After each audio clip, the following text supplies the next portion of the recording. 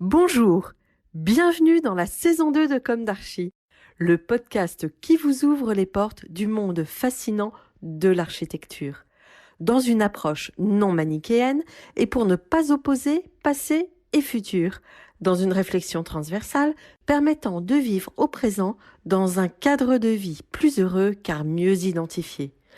Carpe diem. Je suis Anne-Charlotte, chroniqueuse du podcast, accompagnée de l'ingénierie son pour vous offrir le meilleur. Merci et heureuse de votre fidélité. Maintenant, place au talent. Bienvenue dans Comme d'Archi.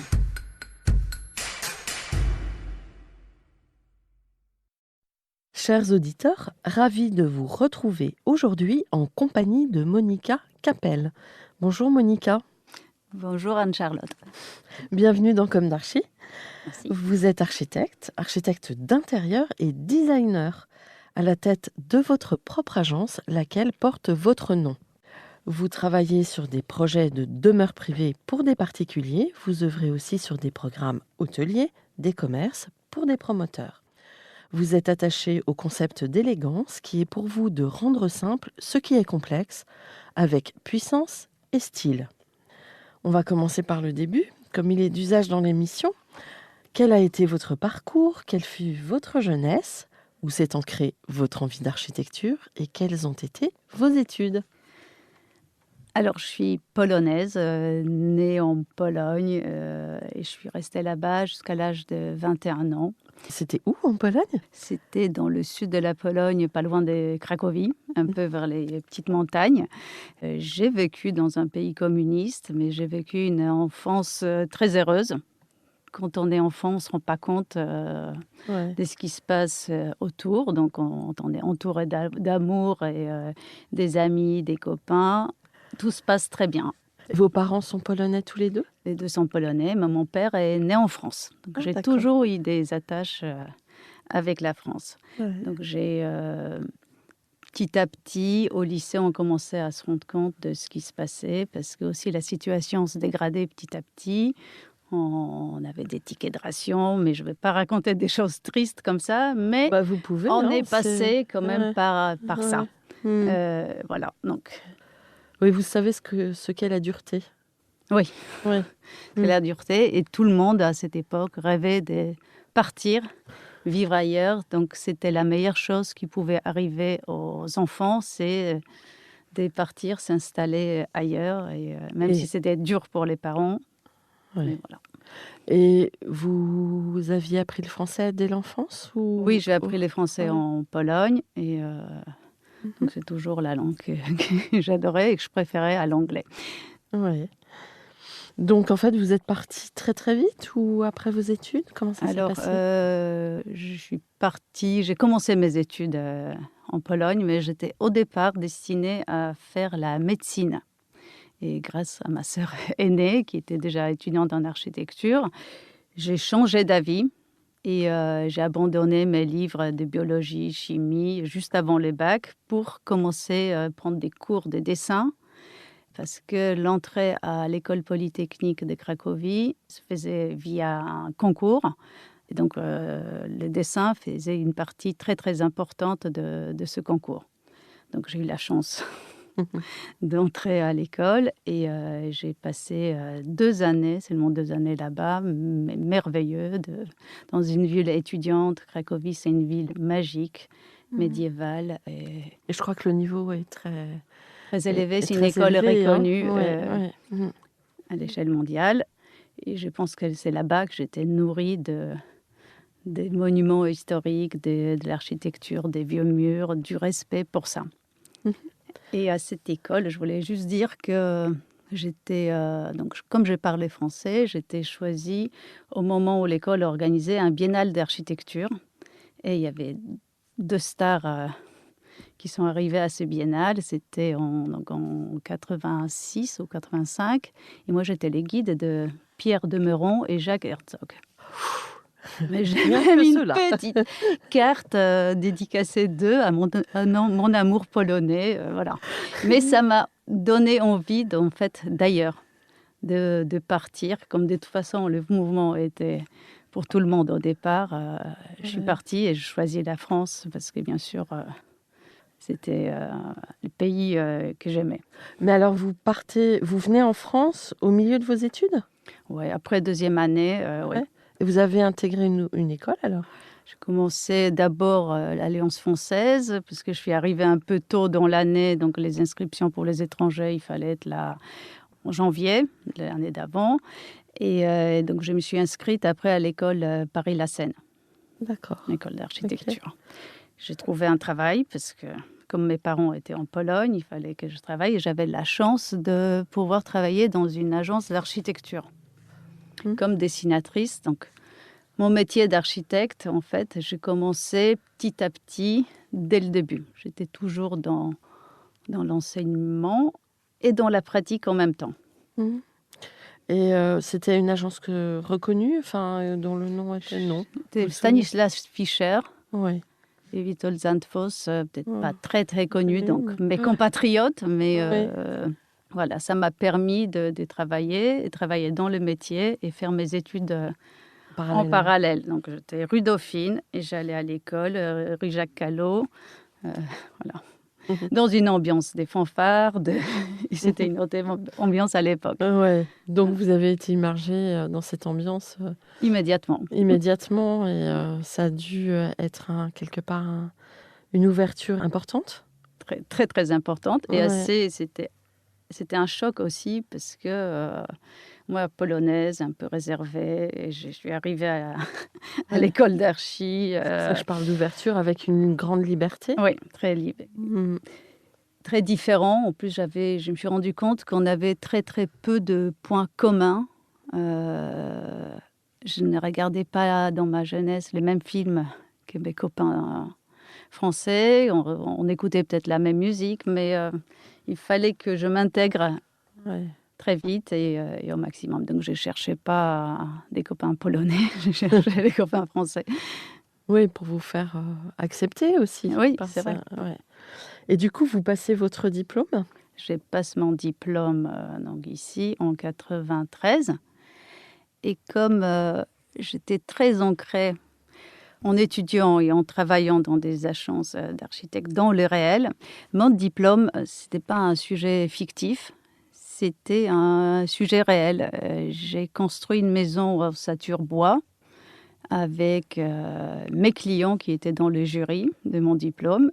Et donc, c'était peut-être un petit projet, mais c'était un vrai projet qui s'est réalisé. Ma maquette en balsa est devenue réelle.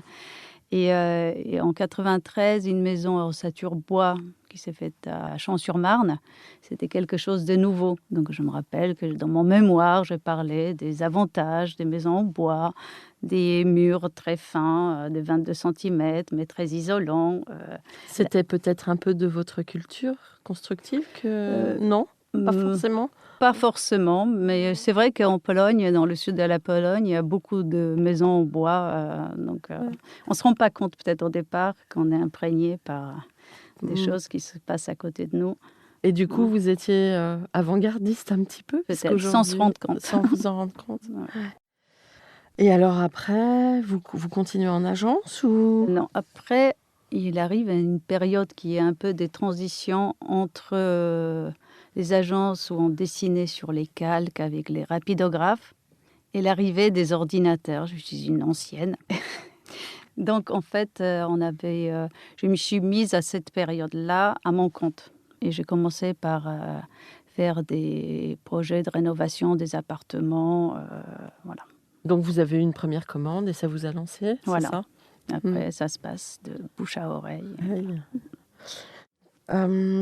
L'une de mes questions récurrentes dans Comme d'Archi est: est-ce qu'aujourd'hui, vous avez le sentiment d'avoir accompli ce que vous imaginiez à la sortie de l'école? Alors, je pensais au départ que j'allais, comme tous les architectes, construire des gros bâtiments tout neufs, tout propres, voilà. Et c'est pas du tout le cas. Je m'imaginais jamais faire des rénovations, d'être dans l'ancien. Même au départ, je pensais que c'était très compliqué, tous ces dessins avec des murs dans tous les sens, avec des traits pas droits. Et en fait, maintenant, j'adore ça. Et Et j'aime bien, en fait, travailler dans des bâtiments qui ont déjà une âme, déjà une histoire, et en fait, la découvrir et la sublimer. Peut-être que votre appétence que vous aviez pour l'histoire dans vos 2 premières années, Ça a dû jouer, ça sûrement. ça a dû vous Ouais. apporter beaucoup, plus peut-être que la majorité des Français? Parce qu'ici, on n'est pas enfin, je crois qu'en France, on n'est pas vraiment penché sur l'histoire de l'architecture. L'Italie, là-dessus, est beaucoup plus avancée que En nous Pologne, oui, c'est vrai que et moi, peut-être en 2 ans, j'ai pas eu tous les cours de l'histoire d'architecture et l'architecture on avait des cours de l'architecture régionale où il fallait respecter, en fait, tous les codes, les maisons à la montagne en Pologne, il fallait que le toit soit de telle forme, fait mmh, avec tel matériau, voilà, donc on respecte énormément tous ces aspects-là. ouais. Donc oui, vous avez découvert cette, appétence pour, les lieux chargés, d'âme et d'histoire et du coup, aujourd'hui, vous concevez, des espaces, domestiques. Comment ça se passe, retravailler sur l'existant et répondre aux rêves du client? Alors, moi, je trouve que l'architecte, nous, on n'est pas une star face aux clients qui achètent un bien et qui veulent aménager pour eux. Donc nous, on est là pour les accompagner au mieux et sublimer leurs rêves et leur permettre de réaliser ce qu'ils ont envie, eux. Mmh. Donc je suis très, très à l'écoute de mes clients, du mari, de la femme, des enfants. Je leur dis qu'il faut absolument qu'ils expriment tous leurs désirs au départ, même s'il y en a trop, même s'il n'y a pas des moyens financiers pour les accomplir tous. Mais il faut tous les dire, les mettre À sur plat. à plat et faire des choix après pour ne pas avoir de regrets plus tard. Mmh. Et j'ai des clients qui ont des goûts différents des miens, qui au départ n'est pas toujours très facile parce que c'est pas toujours ce que je ferais moi, mais en fait, j'essaye de mettre en valeur ce qu'ils ont envie d'avoir chez eux et finalement, à la fin, j'apprends. Sinon, je ferais, toujours la même chose, en fait, parce que quand on aime quelque chose, c'est difficile pour soi-même Ouais. d'inventer d'autres choses. Donc c'est en fait mes clients qui m'enrichissent à chaque fois. Mmh. Déjà, ils vous donnent quelques tendances Moi, ou je comment? demande qu'ils me montrent Mmh. ça, qu'ils me Mmh. disent qu'est-ce qu'ils aiment comme couleur, quels matériaux, comment ils vivent, est-ce qu'ils mettent beaucoup d'eau en sortant de la douche ou non, comment ils sont, est-ce qu'ils sont soigneux? Parce qu'en fait, il faut que ça soit aussi beau, Mmh. pratique, facile à vivre, et voilà, et que ça leur plaise, et que ça leur ressemble aussi. Voilà, je ne me fais pas plaisir moi, c'est eux qui vont habiter, dans ces lieux. Et du coup, vous réalisez aussi, des hôtels. Oui. Vous avez dans vos références aussi des bureaux, des commerces et je crois que là, vous terminez un hôtel, à Cassis, c'est ça? Oui, Un bel hôtel? oui. L'hôtel s'appelle Les Roches Blanches, Mmh. c'est un hôtel 5 étoiles. C'est un projet qui date de 2016. Cet hôtel fait 2 500 m². Il était entièrement rénové pour une ouverture en 2018. Rénovation complète, les planchers, les structures, parce qu'au bord de mer, tout s'abîme très très vite. J'ai créé une nouvelle piscine. L'hôtel au départ avait 24 chambres.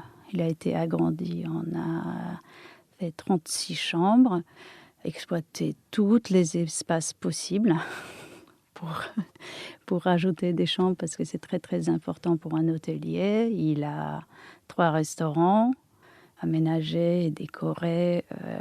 J'ai eu énormément de chance de pouvoir m'occuper pour ces projets du permis de construire, de la construction, suivi de travaux, de la décoration, de l'achat des matériaux, d'achat des fleurs, des cendriers, et tout, Oui, jusqu'au dernier détail. Et ouais, quand on s'est parlé, là, très récemment, vous me disiez que vous aviez des fleurs pour l'ouverture. L'ouverture. L'hôtel réouvrait ses portes là, les 13 mai, donc je suis allée cueillir des fleurs dans la campagne à Cassis pour le mettre dans les petits vases du bar.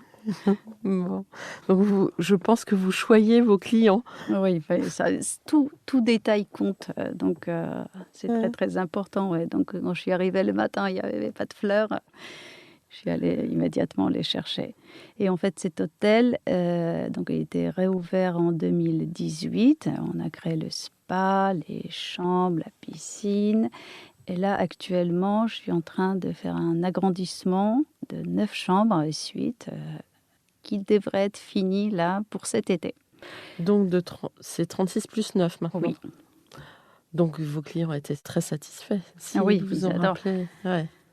Parce que l'endroit est exceptionnel et le site est incroyable. C'est un site avec... L'hôtel est posé sur un rocher avec une vue à 180 degrés sur les villages des Cassis, sur les Cap Canailles, c'est la plus haute falaise de l'Europe, avec les rochers orange magiques et la vue sur les larges vers Marseille. Et c'était une vieille bâtisse de 1887 qui a été transformée dans les années folles, dans les années 20, en hôtel 5 étoiles. Donc, et qui était là, exploité avec les clients qui venaient régulièrement et était tenu par une famille, mais qui à la fin, dans les années 2000, n'avait plus les forces ni plus les moyens de continuer, de le mettre en valeur. Voilà, donc ça a été racheté c'était racheté et moi je me suis occupée donc des travaux. D'accord, donc vous aviez un objet qui était quasiment dans son jus. C'était dans son jus, mais Ouais. il restait pas grand-chose. Il restait juste une rampe d'escalier avec des écailles en ferronnerie et une rampe en argent. Ouais. Et la porte d'entrée, sinon, rien. Et l'hôtel n'avait pas d'âme. Il y avait des plafonds avec des lamelles en métal, l'escalier en colimaçon. C'était... Bon, j'ai rien trouvé d'existant, donc il fallait recréer une âme d'une bâtisse de début du siècle dernier. Vous aviez des photos? Pas beaucoup. Pas beaucoup de photos, mais j'ai fait des recherches pour savoir quel parquet, est-ce que c'est des bâtons rompus, quel code j'utilisais pour sublimer l'endroit sans trop aller dans l'art déco, le lourd, hein, donc un peu quelque chose de léger, parce que c'est un endroit de villégiature, hein, voilà mon accent polonais, compliqué. Il n'y a pas de problème. Et donc il fallait quelque chose de léger, imprégné d'histoire, en même temps un peu bleu, comme la mer, et voilà. Et du coup, vous avez, avec vos clients, tracé des directions dans cet aménagement ou vous aviez carte blanche? On a tracé un tout petit peu les directions au départ, avec les mood boards, avec les envies, et puis j'avais la carte blanche en fait. Donc c'était merveilleux de ne pas être interrompu dans son travail et ça a permis d'avoir, j'espère, quelque chose d'harmonieux. Comment vous pouvez définir le style que vous avez développé dans cette réalisation? C'est un peu art déco revisité, un peu... Dans les couleurs, les ambiances? Dans les couleurs, c'est du bleu comme la Méditerranée. J'ai ramené la douceur et un peu de chaleur avec du velours. J'aime bien les velours très poudrés, mat. Ils sont peut-être pas faciles à vivre, mais ils sont très très beaux. Oui. J'ai utilisé des matériaux, la pierre, du granit, j'ai pas mis du carrelage. L'hôtel s'appelle les Roches Blanches, donc il fallait que ça soit quelque chose d'authentique et vrai. Donc pour ça, je suis allée au Portugal pour chercher des pierres, pour chercher des matériaux, pour qu'on puisse vraiment réaliser les projets avec... parce que côté financier aussi, c'était important. Voilà. Ouais. Alors du coup, ça c'est un projet qui vous a pris beaucoup de temps ces dernières années. Oui, mais ça continue d'ailleurs. Et du coup, comment s'est un peu déroulée votre trajectoire par rapport au projet? Vous avez commencé donc par des aménagements privés, puis petit à petit, comment ça s'est passé? Alors j'ai toujours accepté des sujets, très, très différents. Donc les appartements, des maisons. J'ai fait une maison à l'île de Ré, une maison à Deauville, une maison à Cavalières.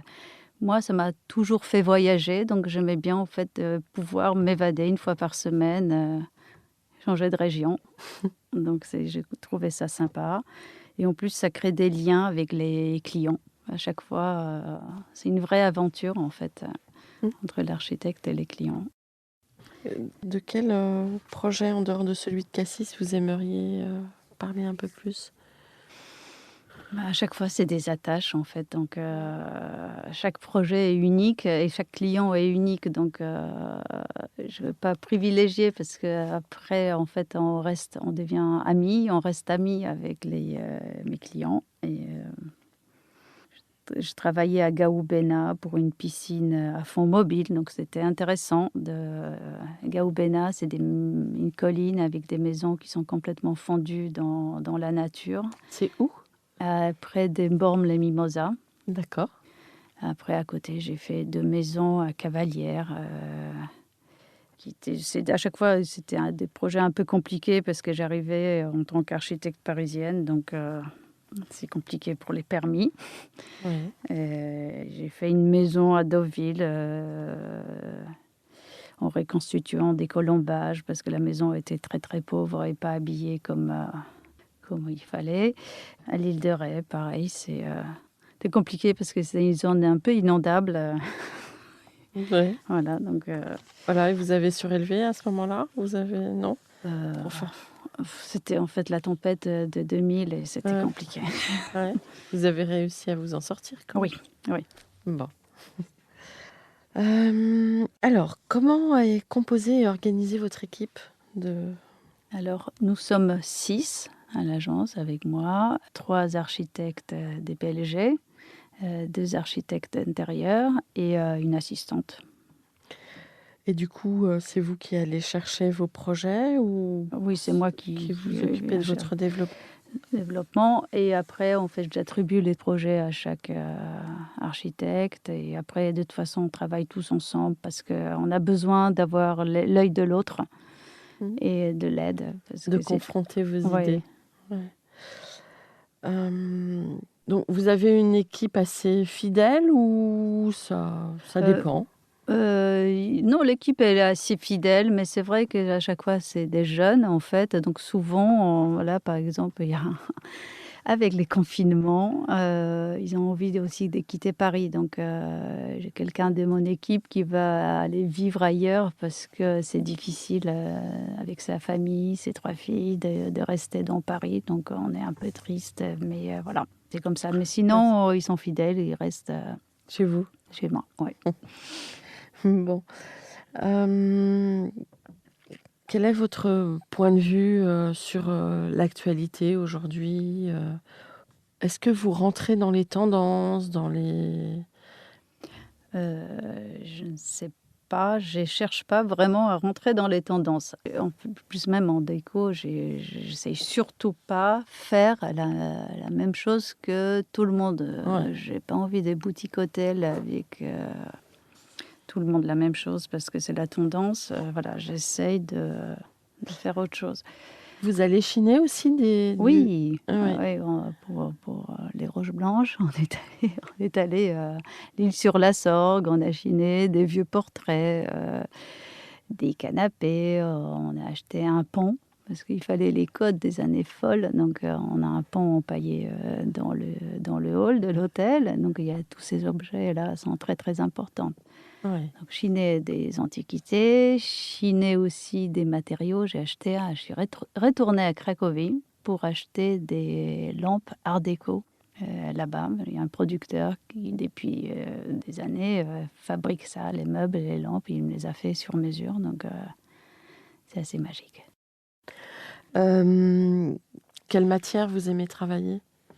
Alors moi, j'adore travailler des vraies matières. J'aime bien la pierre, j'aime bien le marbre, le bois. Je déteste les PVC, et voilà, des vraies matières qu'on peut toucher, on sent une énergie, on sent la chaleur, le froid.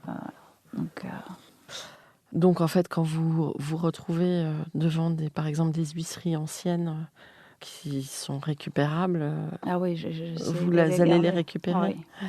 Si on peut rajouter juste le double vitrage Vitrage? pour plus de confort, on le fait.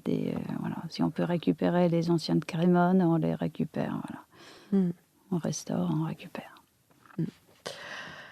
Je crois aussi que vous avez travaillé à l'étranger, et notamment pour un groupe assez important? Oui, alors je travaillais d'abord à Paris pour un groupe de promotion Emerige, pour les rénovations et décorations des appartements. Et après, ils m'ont demandé de s'occuper des appartements dans les immeubles qui étaient achetés à Barcelone. Donc, c'était très, très intéressant de voir d'ailleurs d'autres façons d'aménager les appartements du coup, en Espagne avec des espaces différents, dédiés au personnel, en arrière-cuisine. Et en plus, ça m'a fait aussi voyager, donc j'ai adoré ça. Vous avez revisité Gaudi? Ah oui, bien sûr. Ouais. Et vous n'avez jamais été faire un projet en Pologne? Non, Non. j'ai une sœur qui est architecte là-bas, je lui laisse. La main sur la Oui, Pologne. voilà. Bon. Et elle s'en sort comme il faut? Très, très bien, parce Très qu'en bien. plus, elle a commencé son métier, c'est elle qui m'a fait venir en architecture et elle a commencé à travailler là-bas, juste après, la libération. Mmh. Donc je dis la libération, mais dans les années où il y avait tout à faire et du coup, elle a construit des stades, des gros immeubles, Ah pendant oui. que moi je faisais des rénovations, voilà. Mmh. Et quand vous intervenez sur ces demeures qui ont une histoire, systématiquement, j'imagine que vous allez faire des recherches historiques?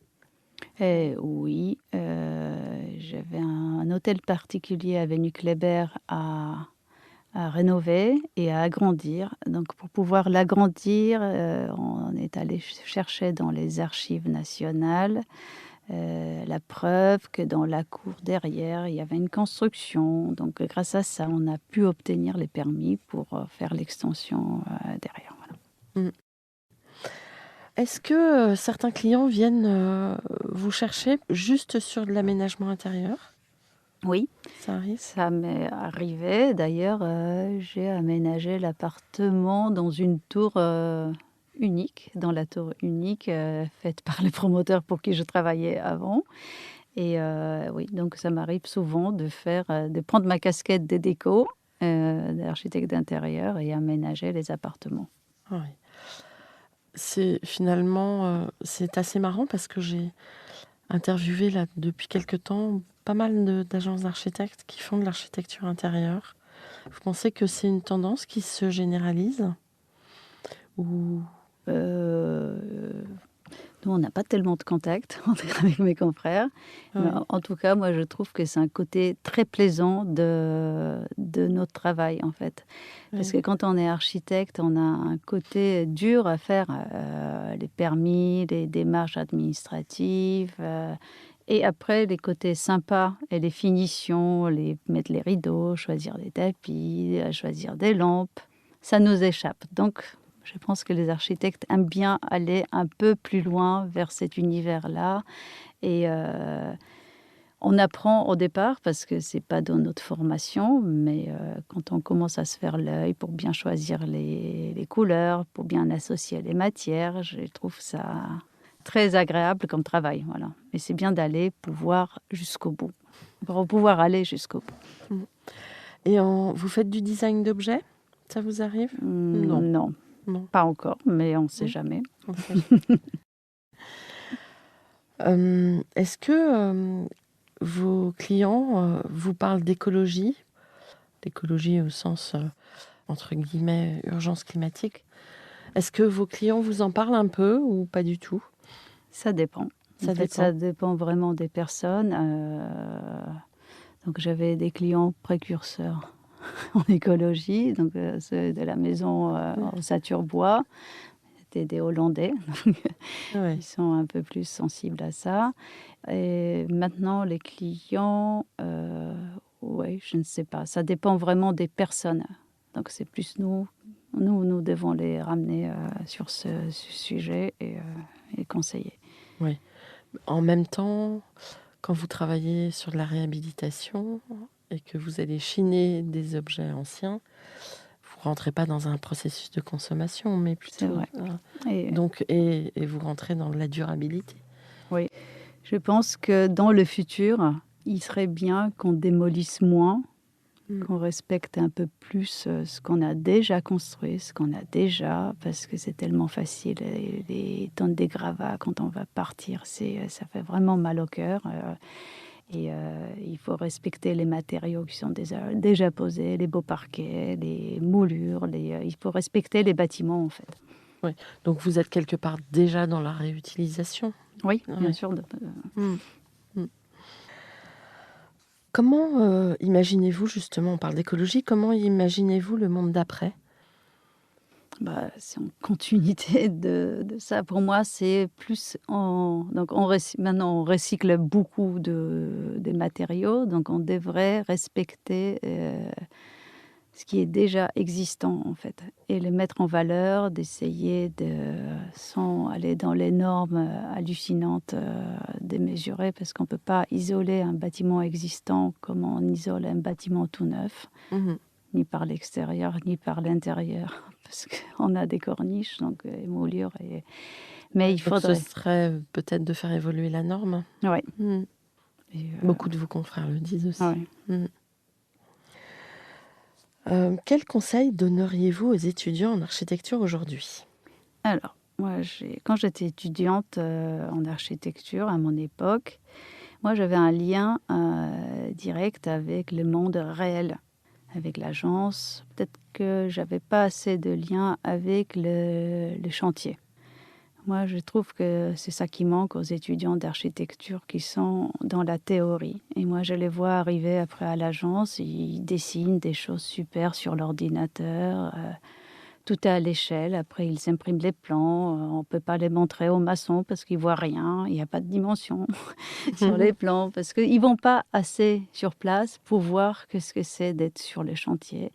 Et ça leur ferait vraiment du bien, d'aller faire des stages, même si c'est pas obligatoire pour l'école, de voir comment c'est. Parce que les gens qui travaillent aussi, ils ont beaucoup à nous apporter. Mmh. Souvent, on a pensé à une solution, mais la personne qui sait Qui faire réalise. qui réalise et là, moi, je suis très, très à l'écoute, en Mmh. fait, parce que souvent, ils améliorent tout ce Ce qui j'ai a été imaginé. conçu. Oui. Ouais.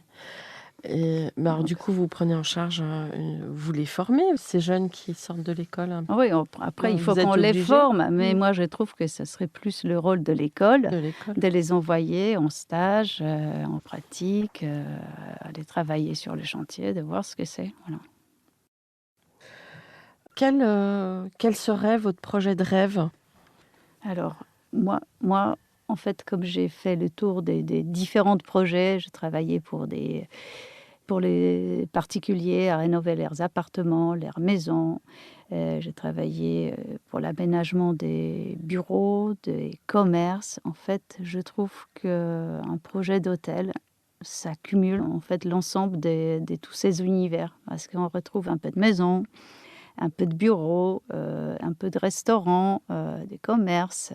Il y a énormément de contraintes, dans un hôtel. C'est un Donc ça concentré d'une vie. Donc j'aimerais bien refaire, un autre hôtel, mmh, oui et ça réunit tous vos savoir-faire. oui. Bon, on lance un appel. Merci. Merci beaucoup Monica. Je vous souhaite, plein de nouveaux beaux projets, hein. Je crois Merci. qu'on va vers un réveil après cette pandémie et je pense que tout le monde va prendre plaisir à refaire des tas de choses. Mais c'est déjà le cas parce que, comme les gens sont restés beaucoup chez eux, ils ont Ouais. ils ont Mmh. envie vraiment s'occuper de leur intérieur. Ils ont compris ça, que la vie se passait pas que au bureau. Ouais. Merci beaucoup Monica pour votre Merci, hein, témoignage Charlotte. et à bientôt pour, notre prochain numéro de Comme d'Archi. D'ici là, prenez soin de vous. Au revoir. Au revoir, Anne-Charlotte.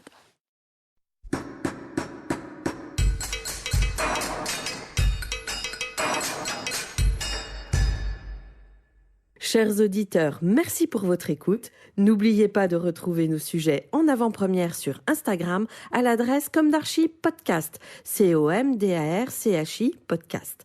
Si vous aimez ce podcast, favorisez sa diffusion en lui donnant 5 étoiles sur Apple Podcast, plus un petit commentaire, ou sur votre plateforme de podcast favorite.